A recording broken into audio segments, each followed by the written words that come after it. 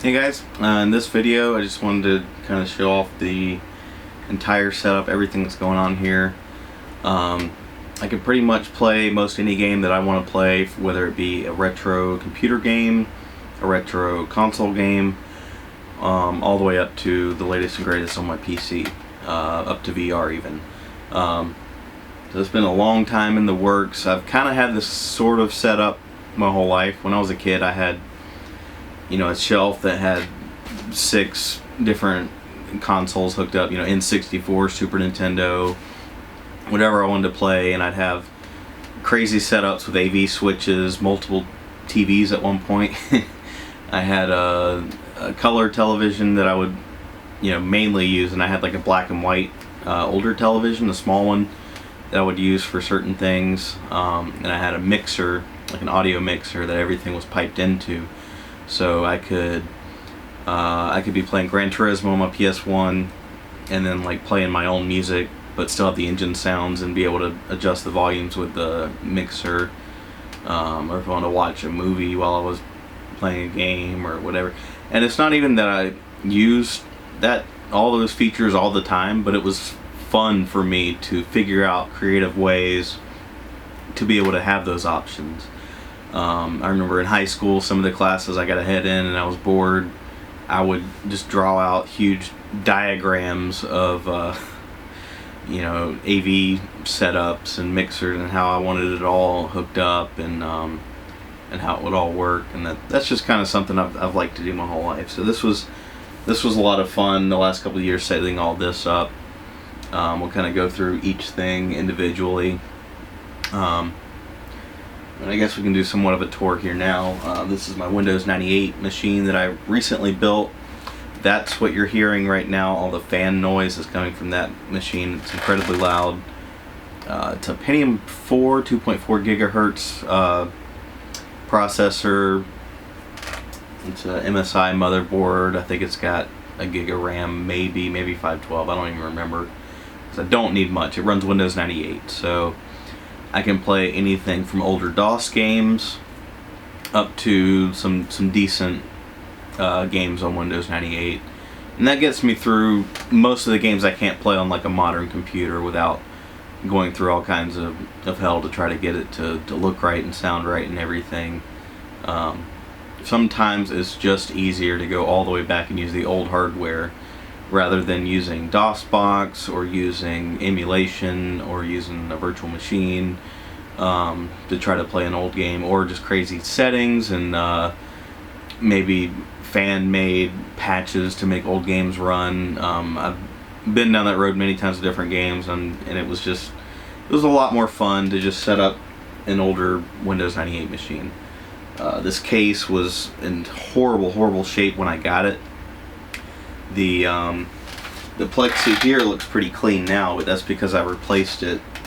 It used to have a big cutout in the center where there was a fan, and you could mount a fan there, and it just kind of looked like crap, especially once you've seen what computers look like nowadays.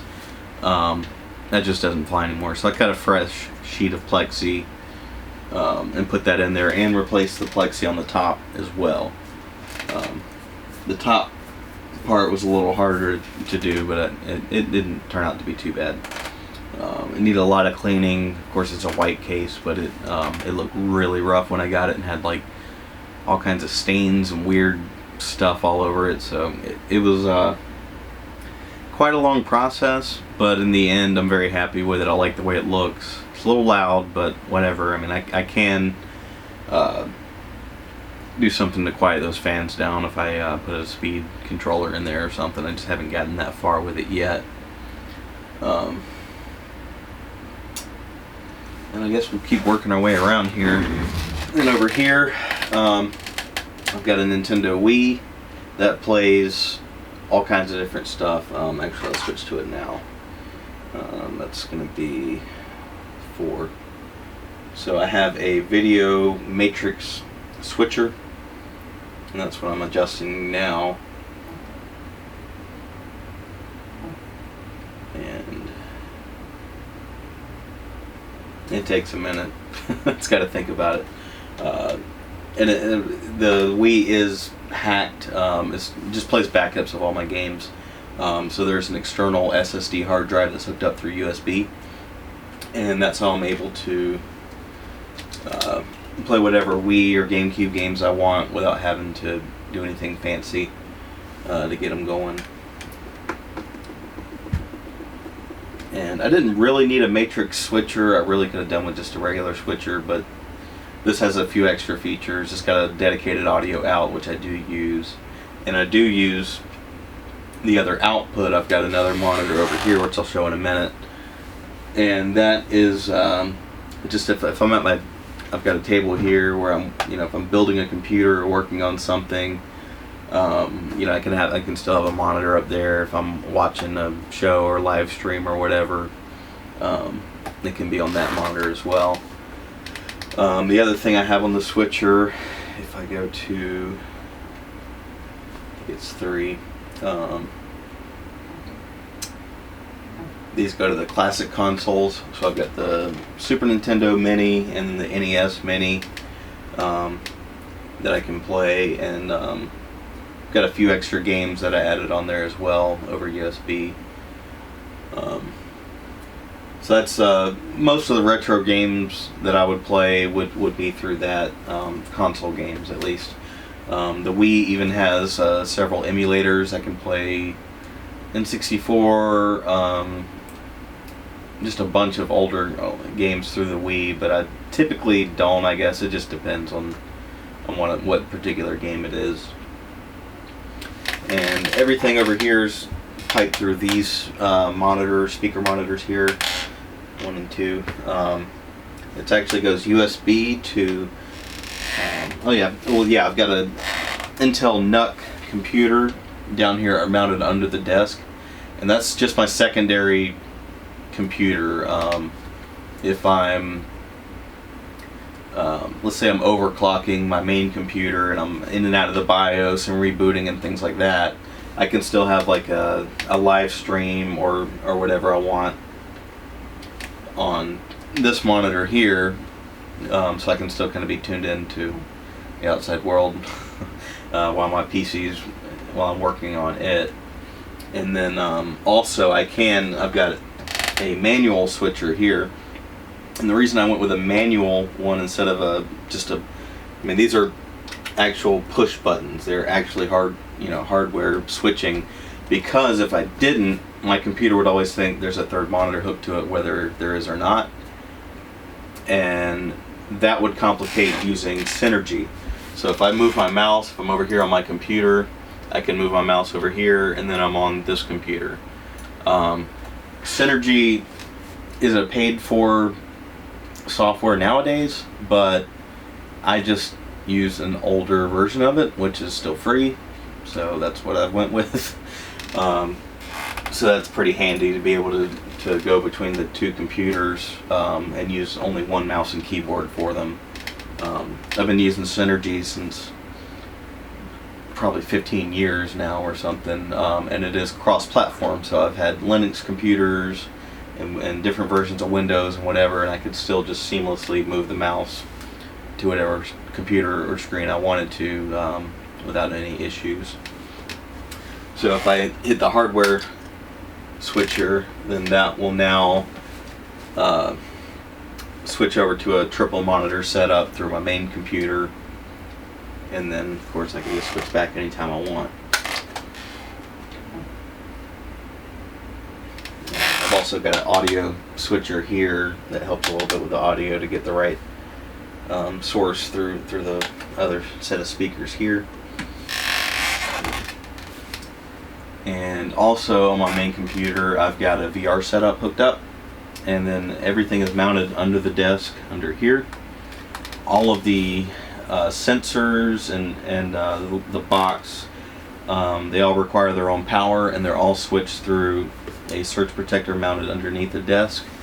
And one of the main reasons I did that is I noticed with the HTC Vive sensor towers, I've got one up here and one up here behind me,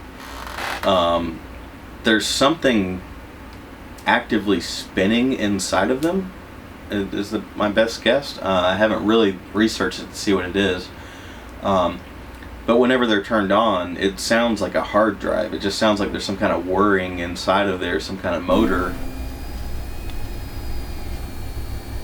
So I didn't want them running 24 hours a day, 7 days a week. I wanted to be able to, anytime I use the VR setup, just hit the switch, everything turns on, so they're not running all the time. And then that's also piped into the graphics card as well. So I've got all 4 outputs on the graphics card in use, with DisplayPort and HDMI. And this center monitor here is a 144 hertz monitor, and they're all 1080p. And then the 2 on the sides are just 60 hertz monitors.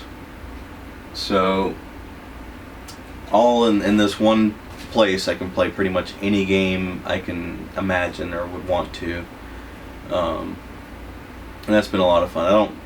There's times I game more than others, but you know, it was just fun hooking it all up, and all of the little challenges that came along the way. Building the Windows 98 machine, which really deserves its own video, but I don't know if I'm ever gonna get around to doing that. But it was a lot of fun to set up. If you're interested in more information on my main PC, I do have a dedicated video of that I recorded earlier today, and it should be going up about probably the same time as this video goes up. That's basically it. Maybe I'll probably end out with some B-roll shots of playing some different games and whatnot. So yeah, I hope you enjoyed the video. If you have any questions or comments or whatever, just leave them below and I'll try to get back to you. That is basically it. So I hope you guys had fun, and we'll see you next time.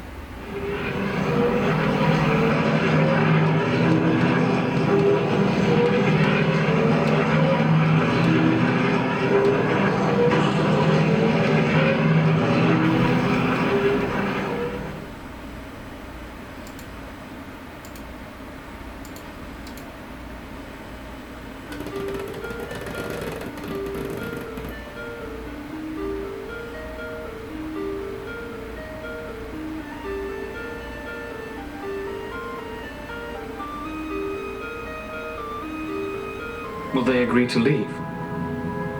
The Viceroys are cowards. This meeting will be short. Still, be prepared for the unexpected. Welcome. I am TC-14, protocol droid. The room is ready.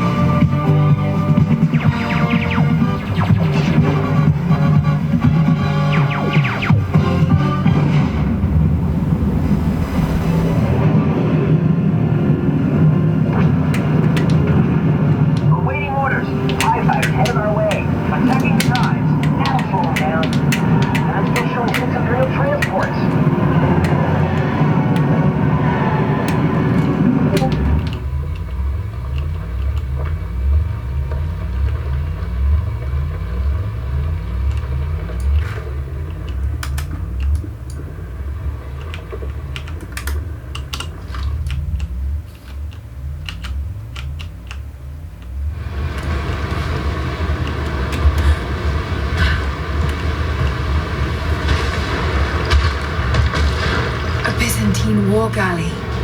How the hell did it get down here?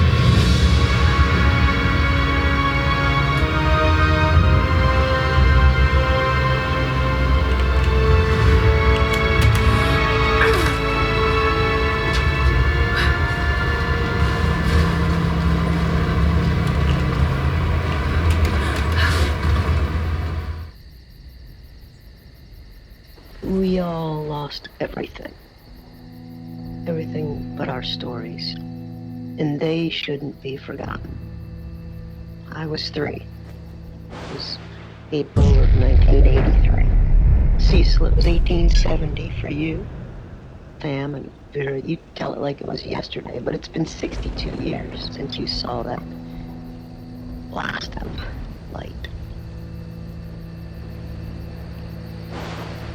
Light. That's where all of our news stories began. It streaked across the sky, mesmerizing, but unnerving. Even in daylight, Joseph, you said it was gloriously bright. But in the twilight, it was spellbinding. Whether it was in the deep woods like Cecil or right outside town like Jane and Jenny, we were drawn to see more. Vera, you said you recall smiling. Some of you were alone. I wasn't. My dear grandma, God bless her, rejoiced as if it was some forebearer of good fortune.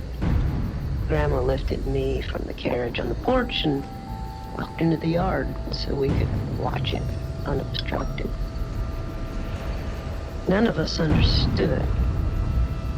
But, well, we followed.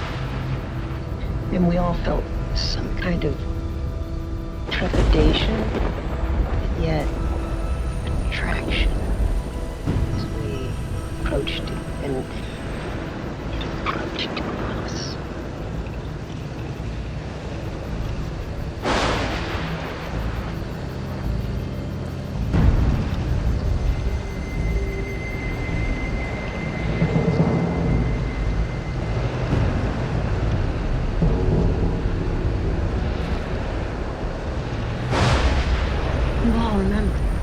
There was no turning away. It advanced, almost like purposefully, spinning slowly until, well, it found us, each of us. We should tell these stories because it saved us, and